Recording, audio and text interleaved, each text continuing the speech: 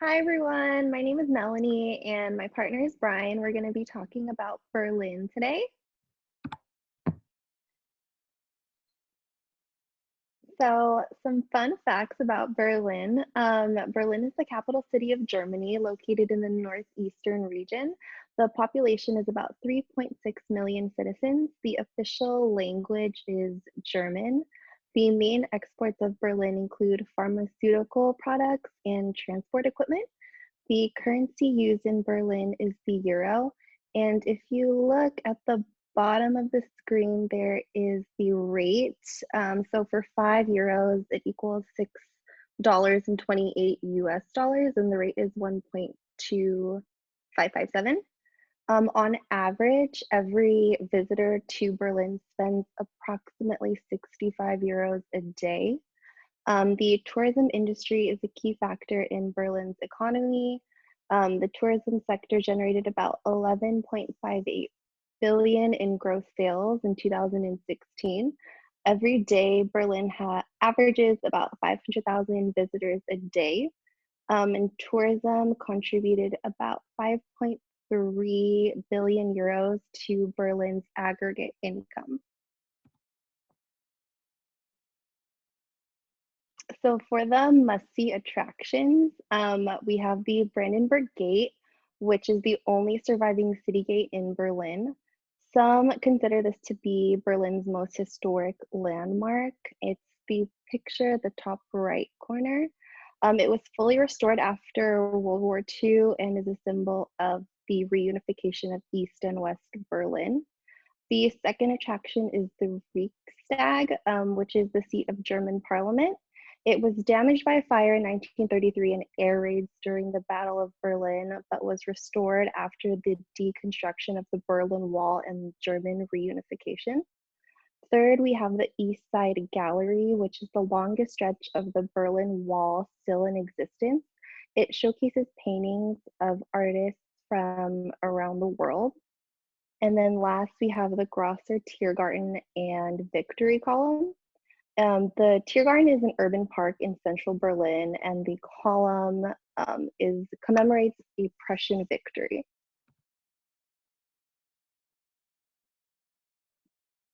Next, we have museums and memorials you can visit. So Berlin has Museum Island. It's an island that has 5 large museums, which were built under Prussian rulers. The 5 museums are the Pergamon, the Bode, the Neuss, the Alta National Gallery, and the Alt Museum. It opened in 1830, and all museums hold historically significant collections in artwork, such as jewels, antiques, and sculptures. Second, we have the Holocaust Memorial. It's a tribute to the Jews who died under Hitler's rule. There's also an information center where visitors can learn more about the lives that were lost. Third, we have the Berlin Wall Memorial. It's a memorial to the many people who died while trying to cross the Berlin Wall. At the memorial, visitors learn about the history of the Berlin Wall.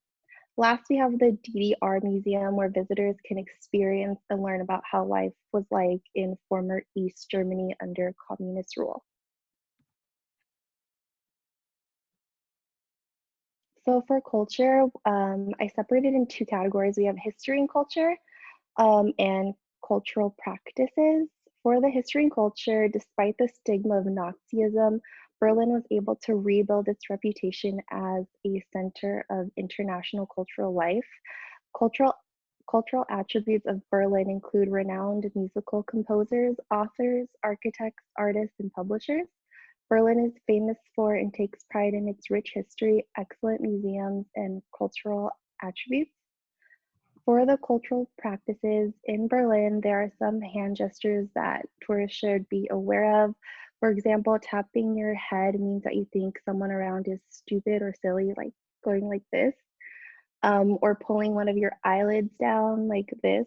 It's something that we do without like thinking about it in America, and it doesn't mean anything. But in Germany, pulling one of your eyelids down means that whatever you're saying is meant to be taken in a sarcastic way.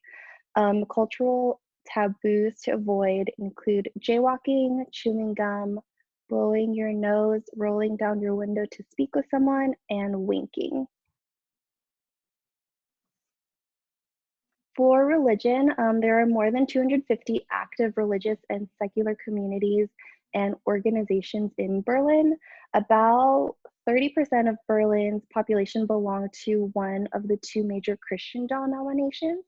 The two largest organizations by membership are the Evangelical Church of Berlin, Brandenburg, and the Roman Catholic Archdiocese of Berlin. Berlin's third and fourth largest religious groups are the Muslim and Jewish community.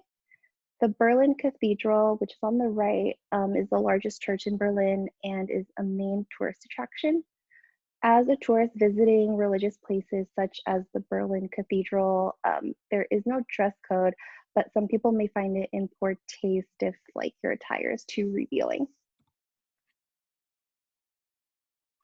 For shopping, Berlin is home to many shopping outlets. They have designer outlets, fashion art outlet, and the leisure outlet. They have over 100 designer brand names, ball gowns, and top brand shoes. They also have plenty of stores for sustainable clothing options for like recycled clothing material. And there are also shopping centers and department stores as well, such as the Alexa Shopping Center, Bikini Berlin, and the Das Schloss, which is good for travelers. Entertainment and festivities. We have the Carnival of Cultures, which is a celebration of cultural diversity in Berlin. It takes place around the time of Pentecost. It's a 4-day celebration with the street parade, live music performances, acrobats, dancing, and rituals. Second, we have the Admiral Palace, which is a theater that has been home to top tier entertainment for over 100 years. And while in Berlin, they have a lot of opera and dance shows. There's the Sasha Waltz and Guest Dance Company, which is famous for their productions and sensational choreographies.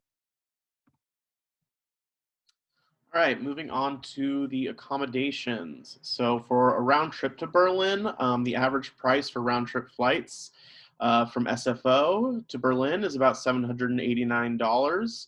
And the average price for round trip flights from Berlin to San Francisco is about $434, which brings it to a total of about $1,223 for a whole round trip. For possible accommodations, you have hotels. Berlin is a wide range, a lot of options. They have 788 hotels that have 134,000 beds, which was counted in 2014. They also have hostels, which are a much cheaper option. Those can go as a low price as about as $16 a night, according to Google Travel. They also have the regular amenities like Airbnb and bed and breakfasts and such. For transportation, Germany and Berlin especially has a very robust public transportation system. First, they have the S-Bahn, which is their mainly overground rapid transit rail system. It's pictured in the top left. It has 166 stations, 16 lines, and has a 331 kilometer net length. Next, we have the U-Bahn, which is a mainly underground rail system. It has 173 stations, 10 lines, and 146 kilometers net length, and it has 24-hour service on weekends, and you can see a picture of the U-Bahn station in the top right. Then we have the Berlin Tramway, which is the main tram system in Berlin. It has over 404 stations, 22 lines, and it has 194 kilometers net length. And this operates predominantly in the eastern boroughs of Berlin, and you can see that pictured below the U-Bahn. And next we have the bus transport. It is actually the oldest public transport system in Berlin, as it was established in 1846. It has over 3,000 stations, 198 lines, and 1,600 kilometers net length. And it has extensive services through all the boroughs. And you can see that below the tram. And next we have the ferry transport, which is used to navigate the extensive networks of rivers, lakes, and canals in Berlin.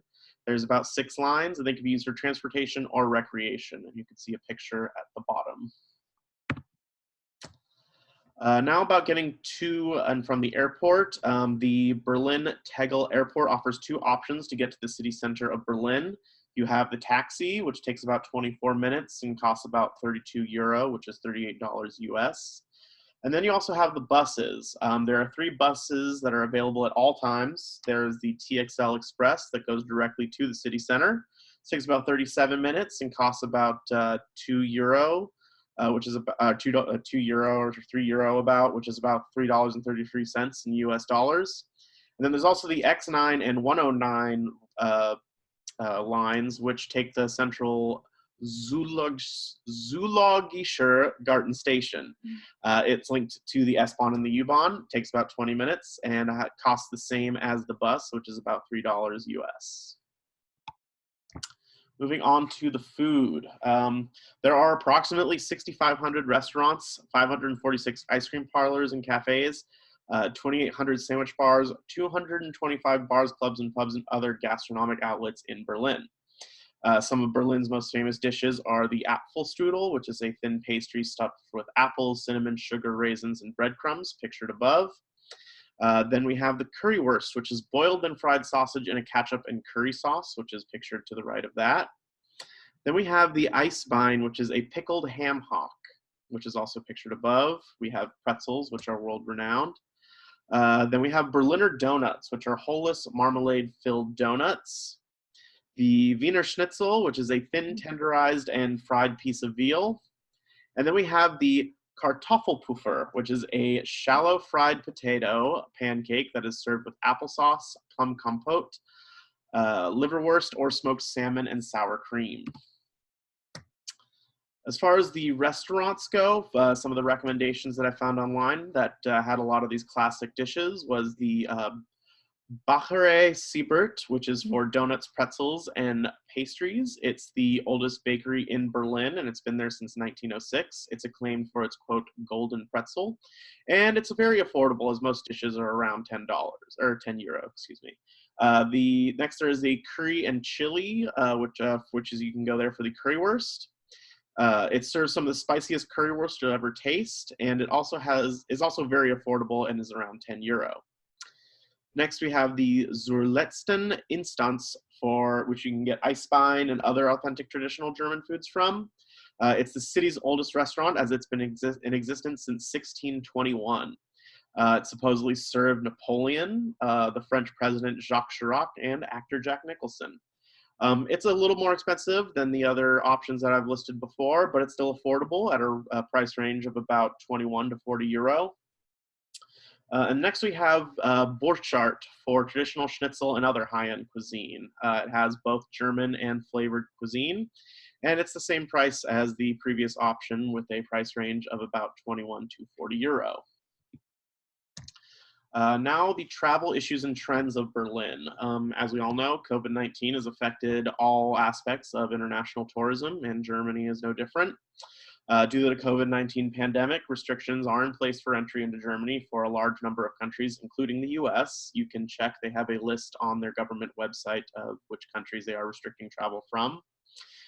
Persons arriving from many countries that are allowed in are obliged to self-isolate for a period of up to 14 days. They are told to self-isolate at home until a negative COVID test result is available.